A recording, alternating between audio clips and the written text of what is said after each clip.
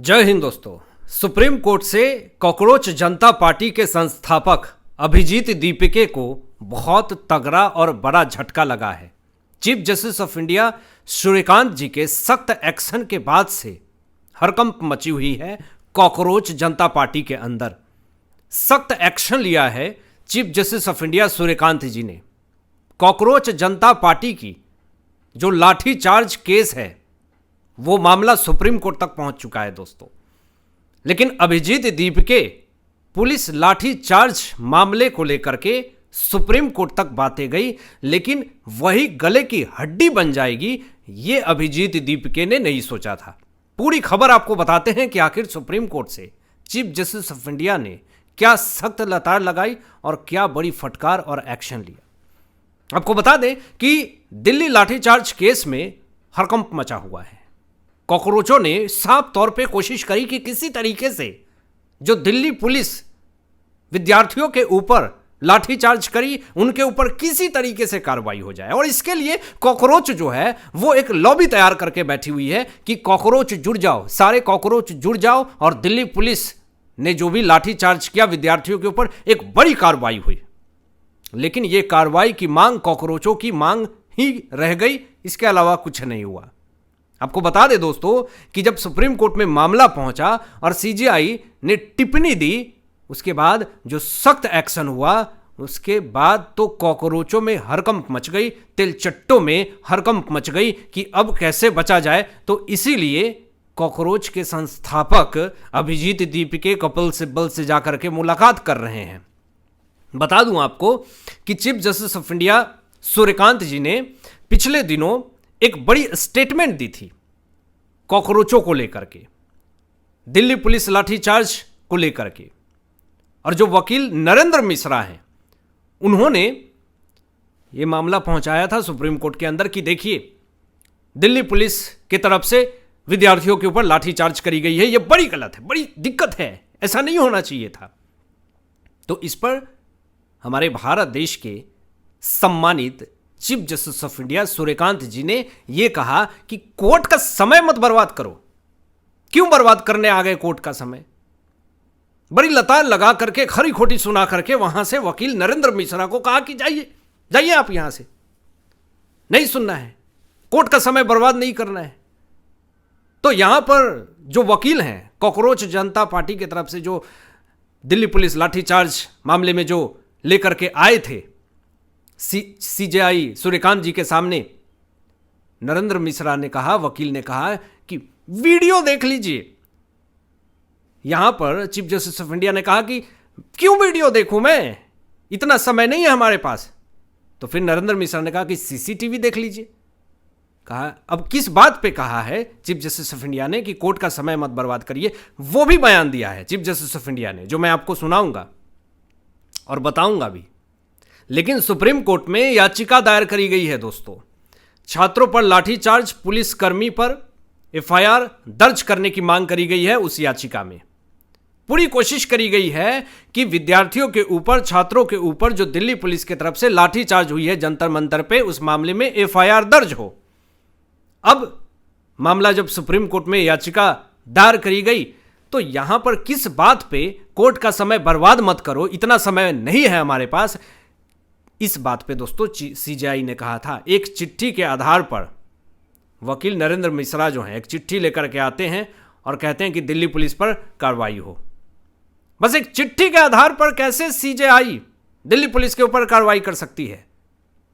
कोई कॉकरोच जनता पार्टी का आदमी चिट्ठी लिख दिया, किसी वकील के पास कह दिया कि देखिए हमारे विद्यार्थियों को मारा गया है दिल्ली पुलिस के तरफ से, तो उस चिट्ठी के आधार पर chief justice of India Suryakant ji कैसे एक्शन लेंगे? आप खुद बताइए।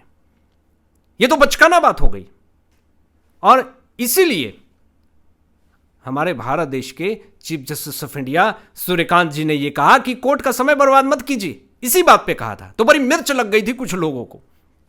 आपको बता दें कि यहां पे जो बड़ी खबर सामने आई है, कैमरे, मोबाइल, सीसीटीवी में दिख रहा है, ऐसा दावा कर रहे हैं नरेंद्र मिश्रा की। बड़ी मारपीट हुई है। लेकिन मैं आपको बता दूं कि पूरी दुनिया ने देखा है सीसीटीवी फुटेज में कि आखिर क्या हुआ है पुलिसकर्मियों के साथ, किस तरीके से कुछ लोगों ने, विद्यार्थियों ने अब वो कौन लोग थे ये पता नहीं, लेकिन पुलिस के साथ मारपीट हुई है, बदतमीजी हुई है, पुलिस को पकड़ लिया गया है, धक्का मुक्की की गई है, बहुत सारे पुलिस रोते हुए दिखे।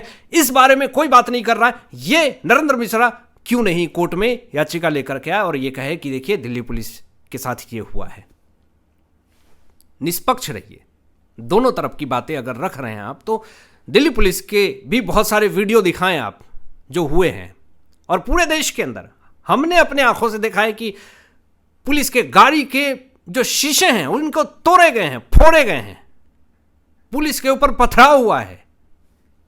ये नहीं कोई बात कर रहा है, लेकिन एक माहौल बना करके एक प्रोपोगेंडा के तहत किस तरीके से परोसा जा रहा है और पुलिस को बदनाम करने की कोशिश करी जा रही है। और हद तब हो गई जब सुप्रीम कोर्ट में याचिका दायर कर दी गई कि पुलिस कर्मियों पे ही एफआईआर दर्ज कर दी जाए। अब यहां पे दोस्तों, यहां ये जो बहुत बड़ा स्टेटमेंट जो वकील नरेंद्र मिश्रा हैं, जो ये बार बार कह रहे हैं कि वीडियो देख लीजिए, वीडियो देख लीजिए, तो सीजेआई ने कहा कि वीडियो देखने का समय नहीं है, मुझे कोई दिलचस्पी नहीं है वीडियो देखने का। आप देखिए बैठ के वीडियो, खेलिए वीडियो, हमें नहीं खेलना है वीडियो, आप ही देखिए वीडियो। पूरी दुनिया ने देखा है वीडियो, क्या हुआ है नहीं हुआ है, किसी से छुपा नहीं है। लेकिन एक लॉबी, एक इकोसिस्टम जो है वो पूरी तरीके से सरकार को बदनाम करने की कोशिश कर रही है, लेकिन इसका कोई फायदा नहीं होने वाला है। आपको बता दूं कि यहां पे जब धर्मेंद्र प्रधान जी का इस्तीफा हुआ 25 तारीख को, उसके बाद कॉकरोच जनता पार्टी के संस्थापक अभिजीत दीपके तो खुश मिजाज के मूड में थे, ऐसा लग रहा हो कि इन्होंने ही प्रेशर बना दिया हो जिस कारण से यह हो गया। लेकिन मैंने पिछले वीडियो में भी यह बात कही थी कि धर्मेंद्र प्रधान जी ने 2 बार इस्तीफे की पेशकश कर दी थी। ऐसा नहीं कि जबरदस्ती उनको हटाया गया है, और ऐसा नहीं कि कॉकरोचों की जीत हो गई। लेकिन सीजेपी के प्रवक्ता सौरभ दास धर्मेंद्र प्रधान जी के इस्तीफे के बाद से एक वीडियो बड़ी तेजी से वायरल हुई, जिसमें एक अश्लील गाना बजाया जा रहा था, और उस अश्लील गाने में जो सौरभ दास हैं, कॉकरोच जनता पार्टी के जो प्रवक्ता हैं, वो डांस कर रहे हैं, और उस गाने में ले ले रम रम छोड़ी जैसे वर्ड का यूज किया जा रहा था। ये वीडियो बड़ी तेजी से इंटरनेट के ऊपर वायरल हुई और कहा कि देखिए, ये नीट पेपर लीक मामले में मुद्दा उठा रहे थे, ये डांस कर रहे हैं। इस तरीके की ये देश को एक मैसेज दे रहे हैं। आप क्या मैसेज दे रहे हैं? बहुत तरह के सवाल इंटरनेट के ऊपर सौरभ दास से पूछने लगे लोग कि आप मुद्दा उठाएंगे और एथिक्स कहां है। बहुत सारे सवाल पूछे जा रहे हैं कॉकरोच जनता पार्टी से, उनके प्रवक्ता से, उनके संस्थापक से। यहां पे दोस्तों एक बड़ी खबर आज ये भी आती है कि पेपर लीक संशोधन बिल लोकसभा में आज पेश है, और इस पर जो एक बड़ा मास्टर स्ट्रोक बीजेपी का है, इससे जितने भी लिबरल थे, वामपंथी थे, जो नीट पेपर लीक मामले में एक हवा पानी फैला रहे थे, एक जो पूरी तरीके से देश में आक्रामकता फैलाने की कोशिश कर रहे थे, तनाव फैलाने की कोशिश कर रहे थे, एक इकोसिस्टम जो एक्टिव था वो पूरी तरीके से खत्म हो गया, ढह गया, जब नरेंद्र मोदी जी की तरफ से, बीजेपी की सरकार की तरफ से पेपर लीक संशोधन भी लोकसभा में पेश हुआ। तो लोगों ने उम्मीद नहीं किया था कि नरेंद्र मोदी जी एक बड़ा मास्टर स्ट्रोक प्लान खेल देंगे, और उसके बाद जो नरेंद्र मोदी जी के कार्य पे सवाल खड़े करते हैं। आज नरेंद्र मोदी जी ने यह कहा कि जहां सांस लेना मुश्किल है वहां तक पहुंचा यूपीआई। लद्दाख से लेकर के अंडमान निकोबार 17,000 फुट ऊंचा तक भी यूपीआई से पेमेंट हो रहे हैं। जो एक वक्त कहा जा रहा था कि ये सब्जी वाला कैसे यूपीआई करेगा, आज सब यूपीआई कर रहे हैं। इससे देश का उत्थान हो रहा है, देश प्रगति की तरफ आगे बढ़ रहा है। जो लोग ये माहौल बनाने की कोशिश कर रहे थे कि नरेंद्र मोदी जी कैसे यूपीआई काम करेगा, आज नरेंद्र मोदी जी ने वो कर दिया जो किसी ने सोचा नहीं था। मैं ये क्यों बता रहा हूं दोस्तों? इसलिए बता रहा हूं कि कुछ लोग पेपर लीक संशोधन बिल को भी लेकर के हवा पानी फैला रहे हैं, लेकिन किसी को ये तनिक भी वो विजन, उतना नहीं है जो बीजेपी की सरकार का विजन है। वो आगे तक का सोच रही है और इस बिल से वही होने वाला है जो यूपीआई के साथ हुआ। आने वाले समय में पेपर लीक संशोधन बिल से ये जो पेपर लीक का मामला है वो पूरी तरीके से समाप्त हो जाएगा और ये जो टुटपुटिये कुछ पार्टी लोग आकर के जो बीजेपी को डिफेम करने की कोशिश कर रहे हैं वो पूरी तरीके से ख़त्म हो जाएंगे, तबाह हो जाएंगे और शुरुआत हो चुकी है।